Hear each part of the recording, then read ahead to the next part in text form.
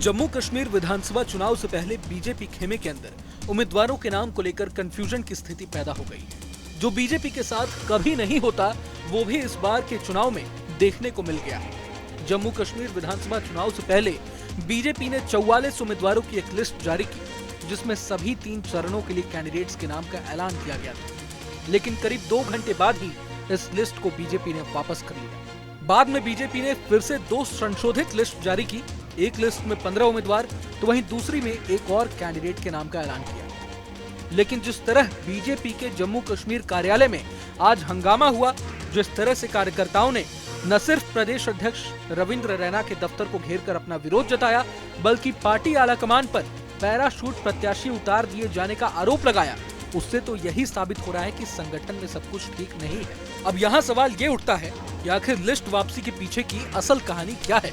List वापसी के पीछे कहा तो ये भी जा रहा है कि असल में उम्मीदवारों के नाम को लेकर बीजेपी और आरएसएस के बीच ठीक से संवाद स्थापित नहीं हो सका। जानकारों का कहना है कि जिस तरह से बीजेपी आलाकमान ने जम्मू कश्मीर के 3 बड़े चेहरे, वर्तमान प्रदेश अध्यक्ष रविंद्र रैना और 2 पूर्व डिप्टी सीएम कविंद्र गुप्ता और निर्मल शर्मा का टिकट काटकर उनकी सीट पर दूसरे उम्मीदवारों को टिकट दे दिया था, वो संघ को नागवार गुजर गया।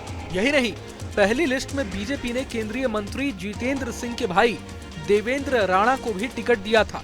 देवेंद्र राणा की बात करें तो हाल ही में वे नेशनल कॉन्फ्रेंस से बीजेपी में शामिल हुए हैं। कहा जा रहा है कि आरएसएस इस बात पर भी राजी नहीं हुआ।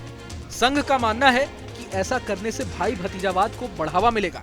अब खास बात यह है कि इस बार जम्मू कश्मीर चुनाव में आरएसएस की भूमिका पहले के मुकाबले काफी बढ़ चुकी है, क्योंकि जम्मू कश्मीर में काम करने का लंबा अनुभव रखने वाले आरएसएस बैकग्राउंड के नेता राम माधव की न सिर्फ फिर से सक्रिय राजनीति में एंट्री हुई है, बल्कि उन्हें बीजेपी ने जम्मू कश्मीर चुनाव का प्रभारी भी बनाया है। मतलब आरएसएस का इस बार चुनाव में डायरेक्ट इन्वॉल्वमेंट है। अब जिस तरह से 2024 के लोकसभा चुनाव में बीजेपी को हिंदी पट्टी के राज्यों में काफी नुकसान हुआ है, ऐसे में माना जा रहा है कि इस साल 4 राज्यों के विधानसभा चुनाव में आरएसएस अपनी अहम भूमिका निभा सकता है। इधर बीजेपी की लिस्ट वापसी पर जब जम्मू कश्मीर के मीडिया प्रभारी सज्जाद से सवाल किया गया तो उन्होंने बताया कि 44 उम्मीदवारों की सूची टाइपिंग एरर के कारण रद्द की गई है।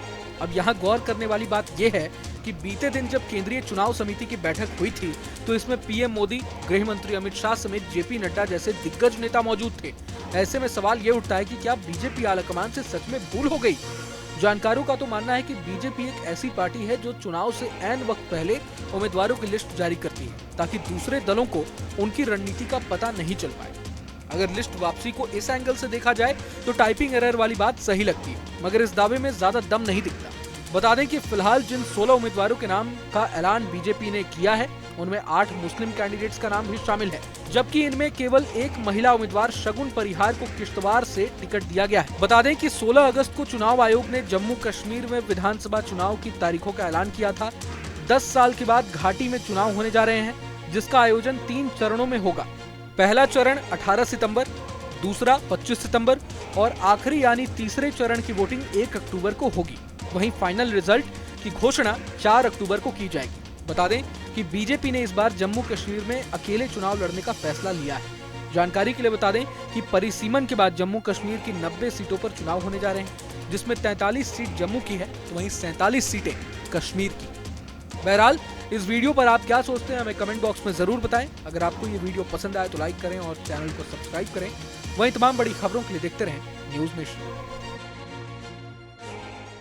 न्यूज नेशन अब व्हाट्सएप पर खबरों के ताजा अपडेट के लिए न्यूज नेशन के इस QR कोड को स्कैन करें।